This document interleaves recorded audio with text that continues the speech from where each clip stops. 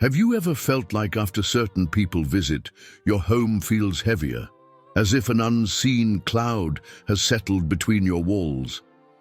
And have you noticed how, in contrast, there are homes where you feel an immediate peace upon entering, as if there's an invisible shield of protection? What makes some homes true sanctuaries of peace, while others seem like magnets for problems and conflict? The answer may lie in something few people realize: the energetic quality of the people you allow into your home. Today, I'm going to reveal a profound teaching that Pope John Paul II shared during his years of ministry, but that is rarely spoken about openly. It concerns the 5 types of people who, according to him, should never cross the threshold of your home.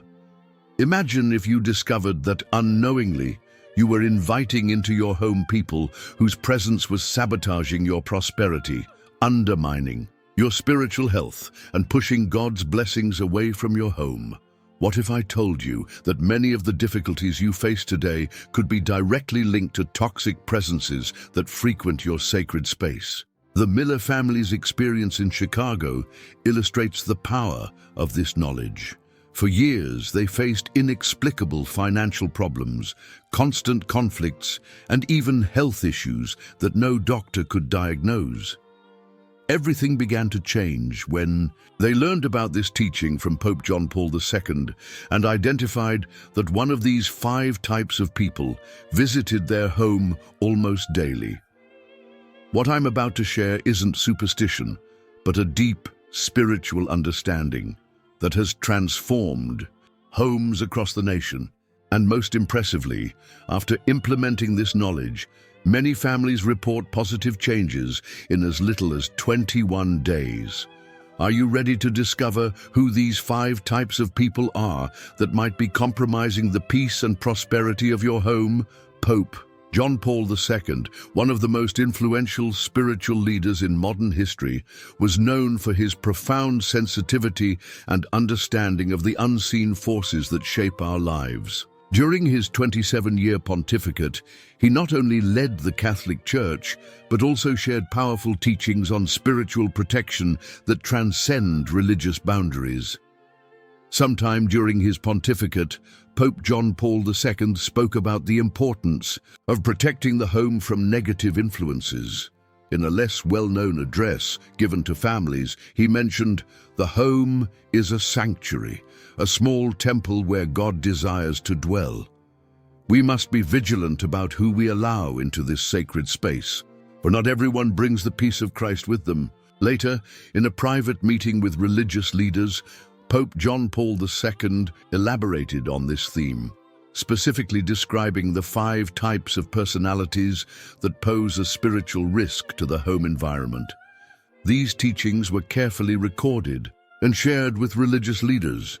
What makes these teachings so powerful is that they aren't based solely on religious concepts, but also find support in modern studies on psychic and emotional energy. Contemporary psychologists have addressed how certain personalities can create toxic energetic fields that affect everyone around them, a concept that Pope John Paul II already understood decades ago through a spiritual perspective. Many don't know this, but Pope John Paul II had an extraordinary sensitivity to perceiving people's energy. During his travels around the world, he was known for quickly identifying when someone in his presence carried heavy or negative energies. His close assistants reported several instances where the Pope subtly distanced himself from certain people or requested that certain individuals not participate in private meetings. This wisdom didn't come out of nowhere. Pope John Paul II deeply studied the mystical writings of Saint Faustina and Saint Padre Pio, 2 saints known for their ability to have spiritual discernment. From these spiritual masters, he absorbed knowledge about how certain presences can open or close channels for divine blessings. What I'm going to share with you today is knowledge that has transformed the lives of thousands of families. These aren't simple superstitions, but profound spiritual guidelines that have helped homes become true sanctuaries of peace, prosperity, and harmony. The Johnson family is an impressive example. After applying these teachings and identifying an envious person who frequented their home almost daily, they saw their family business thrive after years of inexplicable difficulties. Sarah Johnson recounts, "It was as if an invisible barrier that blocked our blessings had finally been removed." These teachings are universal and transcend any specific religion. They are spiritual principles that respect free will and do not promote discrimination, but rather wise discernment about the energies we allow into our homes. Before I reveal who these 5 types of people are who should never enter your home, I want to ask, have you ever felt that after someone's visit, your home felt heavier, or that unexplained situations of conflict or problems occurred? Share your experience in the comments below. Your story can help others who are watching to identify negative influences in their own homes. The first type of person who, according to Pope John Paul II, should never cross the threshold of your door is someone of wavering faith. But pay attention, this doesn't refer to people of other religions or beliefs different from your own. The Pope had a deep respect for religious diversity and promoted interfaith dialogue. What he described as a person of wavering faith is someone who lives in constant spiritual skepticism, who ridicules any expression of faith, and who spreads doubts and disbelief wherever they go. These are people who don't just question, which is healthy, but who make questioning a weapon to diminish and belittle the spirituality of others. The Pope explained that faith is our first line of defense against negative influences. When we allow someone who constantly attacks, ridicules, or belittles faith into our home, we are unknowingly opening breaches in our spiritual protection. It's as if we're turning off the alarm system of our spiritual house. Mary Johnson, a teacher from a small town in Ohio, shared a revealing story. For years, she frequently hosted a friend who mocked her beliefs, ridiculed her faith, and questioned her core values. "I didn't realize it, but after each of her visits, my family had terrible arguments. I felt drained energetically, and even my plants would wither," Mary recounts. After learning about this teaching from Pope John Paul II, she decided to only meet this friend in public places, never again in her home. The difference was immediate. My home regained its peace, the arguments diminished, and even my financial life improved. How do you identify this type of person? Pope John Paul II offered some clues. They are individuals who frequently use phrases like, "That's nonsense," "Do you really believe that?" or who make jokes about sacred symbols. They tend to question not to understand, but to discredit. Another characteristic is that, after their visits, you often find yourself questioning your own beliefs or feeling spiritually weakened. The most dangerous thing about the person of wavering faith is that their influence is subtle and progressive. As the Pope explained, doubt seeps in like water into a small crack, slowly weakening the entire structure.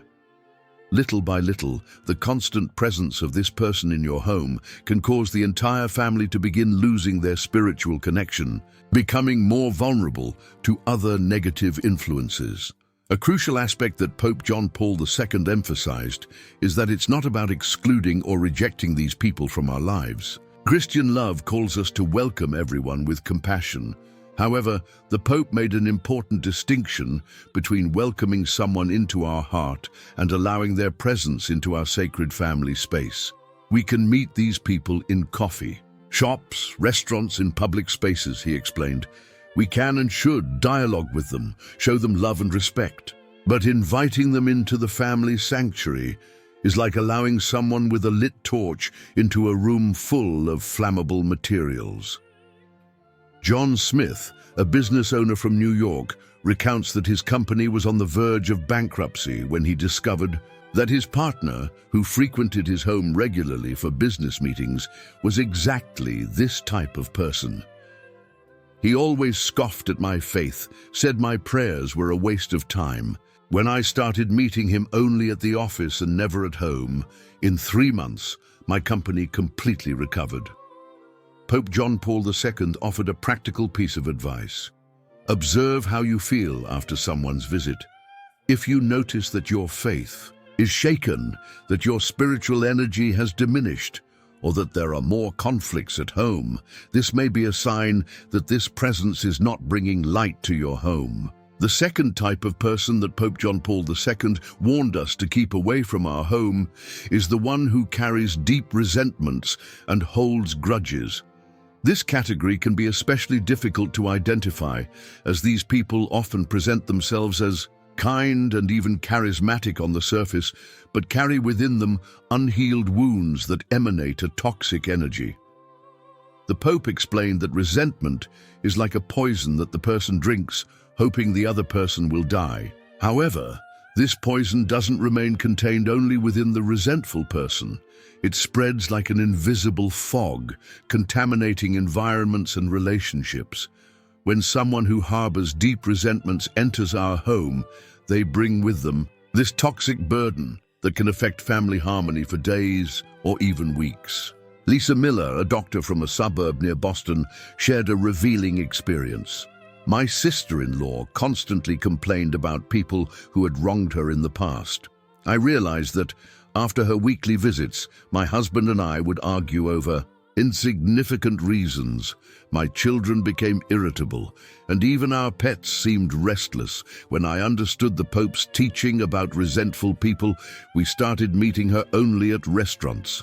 The difference in the energy of our home was amazing. Pope John Paul II, who witnessed the horrors of World War II and later survived an assassination attempt, had a deep understanding of the power of forgiveness and the dangers of resentment.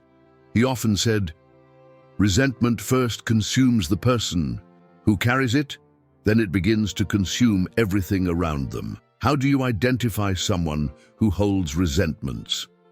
The Pope offered some revealing characteristics.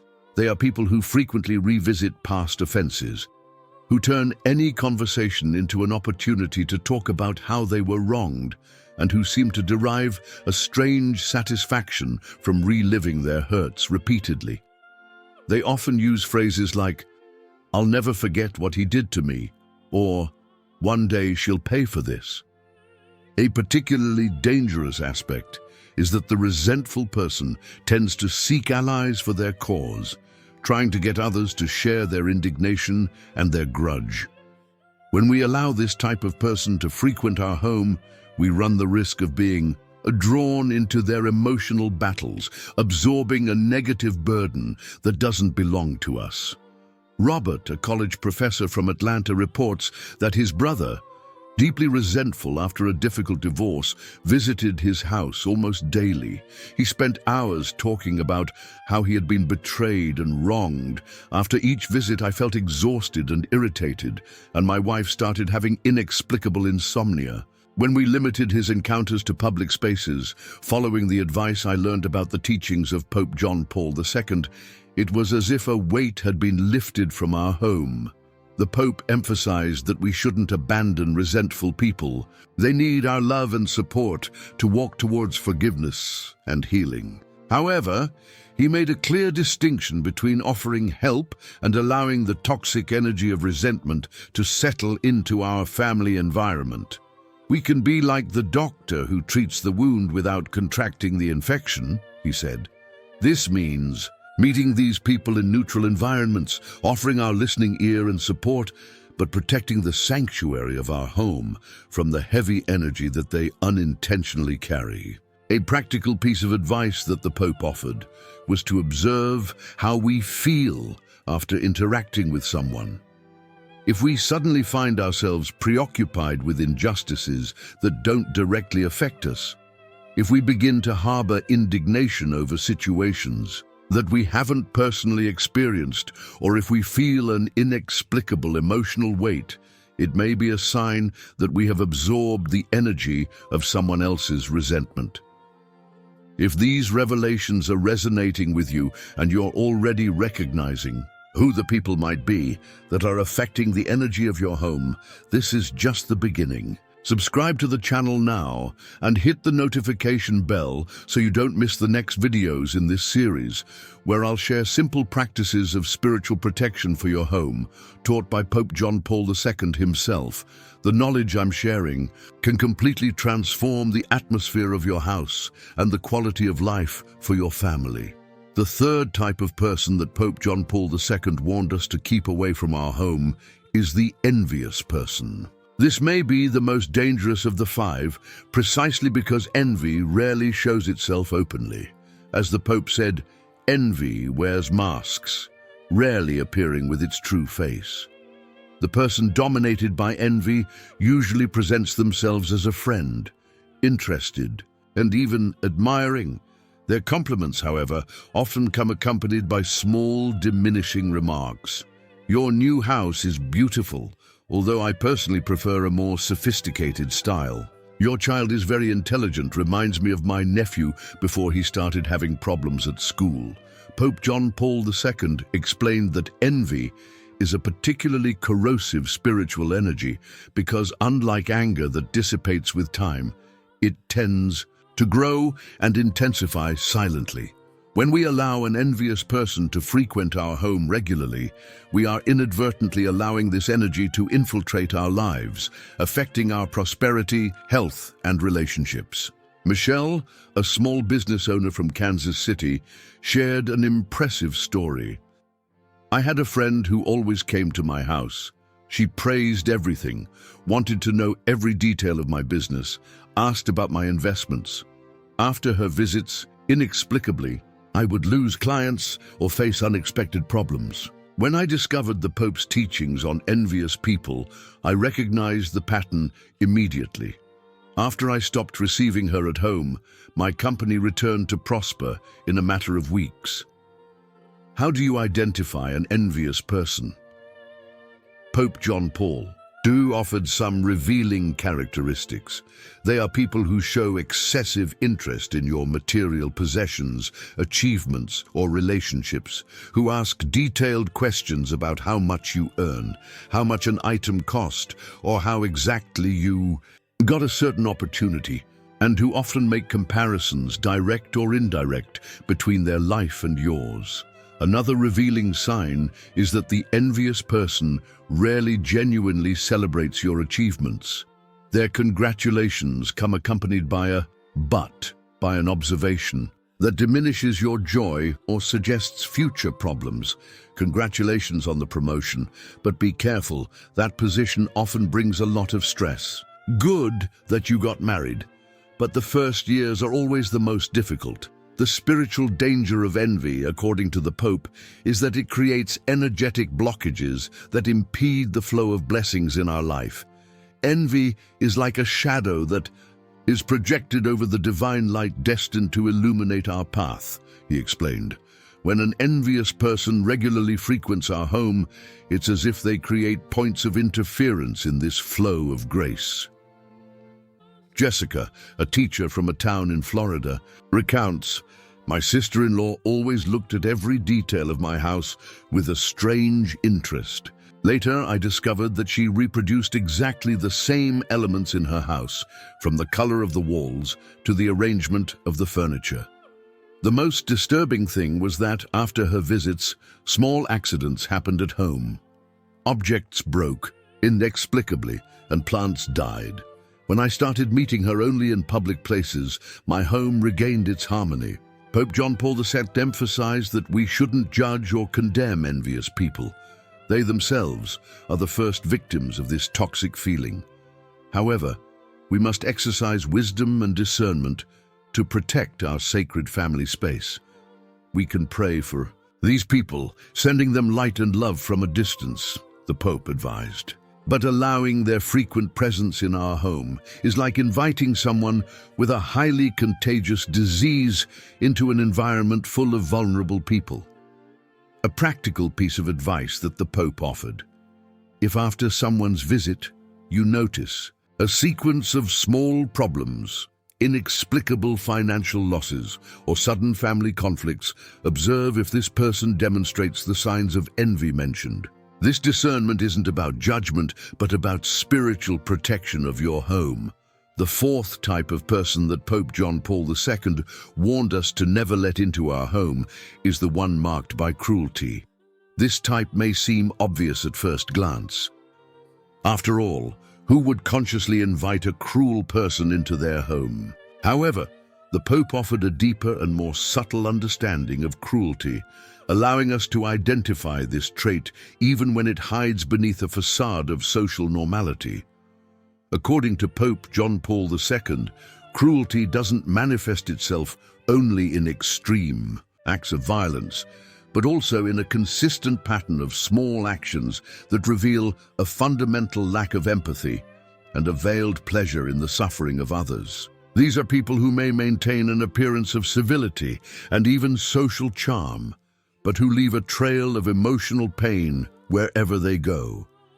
Cruelty is a wound in the soul that overflows and contaminates everything it touches, the Pope explained. When we allow a cruel person to frequently enter our home, we are inadvertently exposing our family to this destructive energy, which can manifest in conflicts, health problems, and a general atmosphere of disharmony. How do you identify a person marked by cruelty? The Pope offered some revealing signs.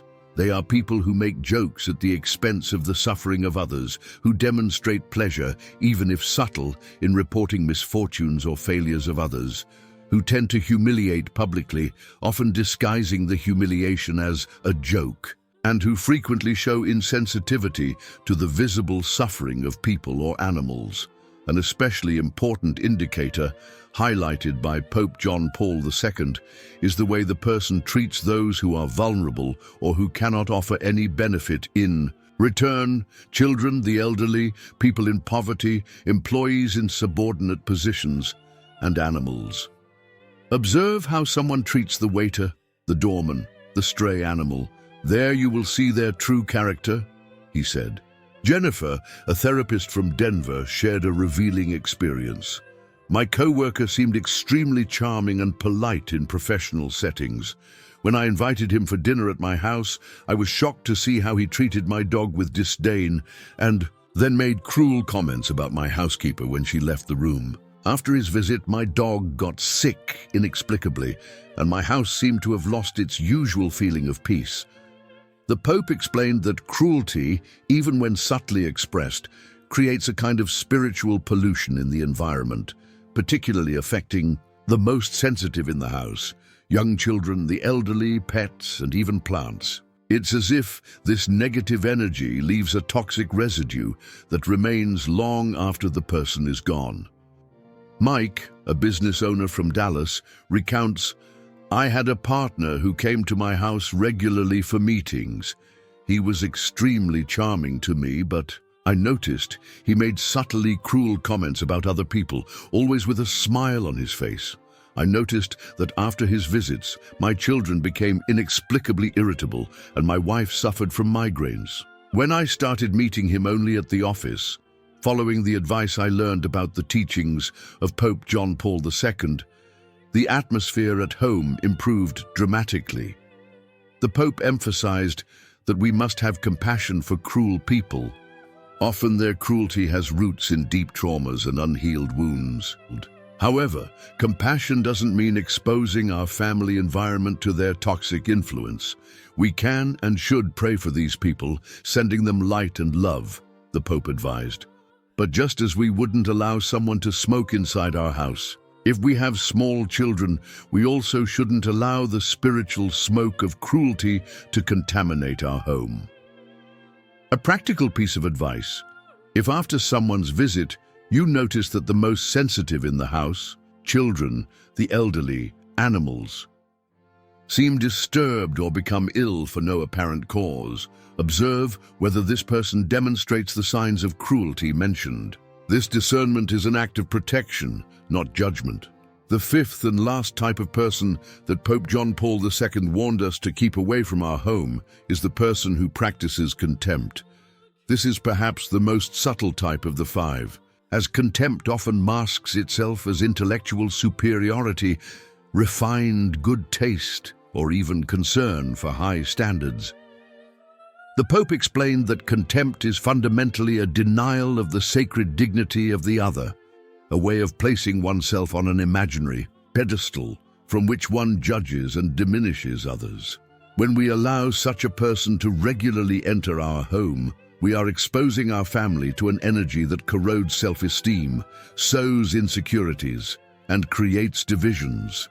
Contempt is like a subtle acid that corrodes the bonds of love and mutual respect that constitute the foundation of a blessed home, said Pope John Paul II. Unlike constructive criticism that comes from love and the desire to help, contempt comes from a place of superiority and separation. How do you identify a person who practices contempt? The Pope offered some revealing signs.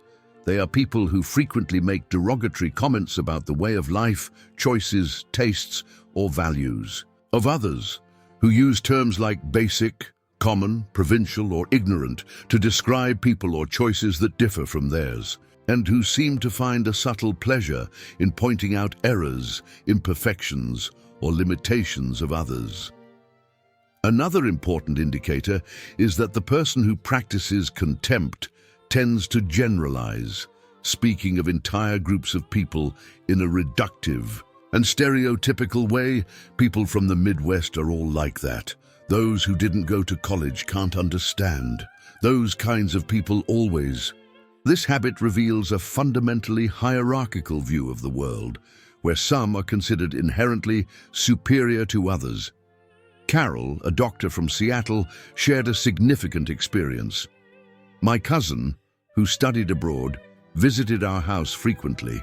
Although always polite, she had a habit of making small, derogatory comments about our city, our way of life, and even about the school we chose for our children. After her visits, I noticed that my husband and I began to question our choices and to feel inadequate, and our children seemed to lose their usual confidence. When I started meeting her only in coffee shops, following the advice about the teachings of Pope John Paul II, we regained harmony and security in our family decisions. The spiritual danger of contempt, according to the Pope, is that it directly attacks self-esteem and confidence, opening cracks in the spiritual protection of the home. When we begin to doubt our worth, our choices, and our dignity, we become vulnerable to all kinds of negative influence, he explained. The person who practices contempt, even without conscious intention, acts as an agent of destabilization in our family environment. Rick, a professor from Boston, recounts, a co-worker, extremely intelligent and cultured, came to my house regularly for projects. He had a habit of making contemptuous comments about my neighborhood, my books, even about my children's school. I noticed that after his visits, there was an atmosphere of insecurity at home, with my wife questioning our choices and my children feeling diminished. When I started meeting him only at the university, it was as if a weight had been removed from our family. Pope John Paul II emphasized that we shouldn't respond to contempt with more contempt. These people often carry deep insecurities that they mask with a facade of superiority. However, compassion doesn't mean exposing our family environment to their corrosive influence. We can treat these people with dignity and respect, without allowing their energy of division to enter our home, the Pope advised. It's possible to maintain cordial relationships in neutral environments while preserving the energetic integrity of our sacred family space. A practical piece of advice: if after someone's visit you or your family members feel inadequate, insecure, or begin to question choices that previously seemed right, observe whether this person demonstrates the signs of contempt mentioned. Protecting your home from this influence is not an act of exclusion, but of preservation of family harmony. Now that we know the 5 types of people that Pope John Paul II warned us to keep away from our homes, the practical question arises: how do we implement This knowledge with wisdom and compassion. How do we protect our sacred space without completely rejecting these people from our lives? The Pope offered clear guidelines on how to apply this discernment in daily life. First, he emphasized that this knowledge should be used with wisdom, not as an excuse to isolate oneself or judge others. Our calling is to love everyone without exception, he said. But loving doesn't mean exposing our family environment to energies that can harm those whom God has entrusted to our care. A practical strategy that Pope John Paul II recommended was what we might call meetings on neutral ground. Instead of receiving at home people who demonstrate the 5 profiles mentioned, we can meet them in coffee shops, restaurants, parks, or other public spaces. In this way, we maintain the relationship without exposing our family environment to their possibly disharmonious energies. Helen, a teacher from a suburb outside of Philadelphia, shares how she applied this principle. I realized that my colleague fit the profile of the resentful person. Instead of cutting ties, I started suggesting meetings at the mall or in coffee shops. Our friendship continued, but my house regained its peace. My children even commented that the atmosphere seemed lighter. The Pope also recommended what he called active spiritual protection for the home. This includes practices such as daily family prayer, regular blessing of the environment, and the presence of sacred symbols such as the crucifix, images of saints, or blessed objects. These practices are not superstitions, the Pope explained, but tangible ways of inviting the divine presence into our home, creating an environment where negative energies have difficulty remaining. When it isn't possible to completely avoid the presence of these people in our home, as in the case of close relatives, Pope John Paul II recommended 3 specific practices. First, spiritual preparation before the visit, a brief family prayer asking for protection and discernment. Second, energetic purification after the visit, opening the windows to renew the air, lighting a blessed candle, and saying a prayer of spiritual cleansing. Third, energy conversion, transforming any absorbed negativity into love through acts of charity and kindness the next day. Mark, a doctor from Los Angeles, recounts how these practices transformed his relationship with an envious relative. We couldn't simply exclude him from family gatherings. So, before his arrival, we would have a brief prayer as a family. After he left, we opened all the windows for half an hour and lit a candle, asking that any negative energy be transformed into light. This simple practice allowed us to maintain the relationship without suffering the negative effects of his presence. Pope John Paul II emphasized that these practices should be performed with love, never with fear or anger. Fear attracts what we fear, he said. Therefore, let's not protect our home with fear of negative energies, but with loving trust in the divine protection that is offered to us. A final practical guideline from the Pope was to be attentive to the signs that our body and emotions give us. God speaks to us through our physical and emotional sensations, he explained. If in the presence of someone you feel an inexplicable tiredness, sudden muscle tension, or a feeling of heaviness in the chest, it may be your body alerting you to an energy that isn't beneficial for your home. We have reached the end of this journey of spiritual knowledge that Pope John Paul II shared about the protection of our homes. What we have learned here isn't just a set of rules or prohibitions, but a deep wisdom about how to create and maintain a sanctuary of peace, harmony, and blessings for ourselves and our families. Our home is much more than a physical structure of walls and a roof. It's a sacred space where our souls rest, where our children form their worldview, where our deepest vulnerabilities can be expressed safely. As Pope John Paul II said, the home is a little bit of heaven on earth, a reflection of divine love manifested in the form of family.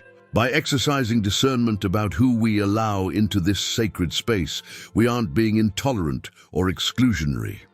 On the contrary, we are seriously assuming our spiritual responsibility to guard and protect the family sanctuary that has been entrusted to our care. As guardians of this sanctuary, we have not only the right, but the duty to be vigilant. The Miller family, whom I mentioned at the beginning, experienced an extraordinary transformation after applying these teachings. Sarah Miller recounts, "For years, we didn't understand why our house always seemed to be under a cloud of problems. When we learned about the 5 types of people who should never enter our home, we immediately identified a close friend who fit the profile of the envious person. We started meeting her only in coffee shops. In less than a month, the fights in the family decreased. Our financial problems began to resolve, and even my son's mysterious allergies disappeared." Pope John Paul II taught us that spiritual vigilance isn't paranoia, but wisdom. In a world where negative energies often disguise themselves under harmless appearances, we need to develop what he called discernment of the heart, that intuitive ability to feel when something or someone doesn't bring light to our environment. This discernment isn't born of fear, but of love. It's the same protective instinct that leads a mother to pull her child away from a danger that they cannot yet recognize. It's an act of love not only for our family, but also for the very people we keep away from our home, because by not allowing their negative energies to affect our environment, we're refusing to participate in a cycle of negativity that ultimately also harms them. Imagine for a moment what your life would be like if your home were truly a sanctuary of peace, prosperity, and harmony. Imagine your children growing up in an environment completely protected from negative energies, free to fully develop their gifts and talents. Imagine your family relationships thriving in a fertile ground of love and mutual respect, without the weeds of toxic influences. This reality is within your reach. As Pope John Paul II said, "Let's not be afraid to protect what is sacred. Let's not be afraid to create boundaries when those boundaries preserve the love and peace that God desires for our families." In closing, I recall the words that the Pope frequently repeated: "Be alert but not fearful. Be vigilant but not paranoid. Above all, let love be your motivation and peace your goal." May your home truly become a reflection of paradise on earth. Dear friends, we have reached the end of this powerful revelation about the 5 types of people that Pope John Paul II warned us never to let into our homes. If this knowledge has touched your heart and opened your eyes to spiritual realities that perhaps you already sensed, don't keep this treasure just for yourself. First, I would love to hear about your personal experience. Have you identified any of these 5 types of people in your life? Have you noticed how the energy of your house has changed after implementing this discernment? Share in the comments below. Your testimony may be exactly what someone needs to read today to find courage and transform their home. The story of Karen, from a town in Pennsylvania, is a powerful testimony to the impact of this knowledge. After watching a video similar to this one, she identified not 1, but 2 people in her social circle who fit the profiles described by Pope John Paul II. "I started meeting them only outside of the house. In 2 weeks, my child, who suffered from recurring nightmares, began to sleep peacefully, and the constant feeling of tiredness that I felt completely disappeared. It was as if we had removed an invisible blockage of blessings." If you feel that this content can help other people, consider sharing this video with family and friends. A simple share can be the beginning of a great transformation in the life of someone you love. As Pope John Paul II said, sharing spiritual knowledge is one of the highest forms of charity.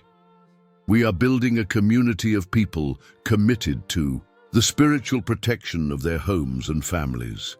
If you aren't already part of it, this is the perfect time to join us. Click the subscribe button and turn on the notification bell. That way, you'll be the first to receive our next videos with equally powerful revelations about spiritual protection, divine prosperity, and family growth.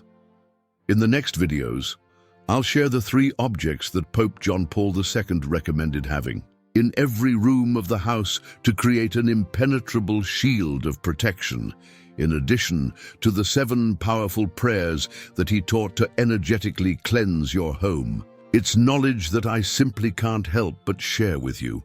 Remember the words of Pope John Paul II.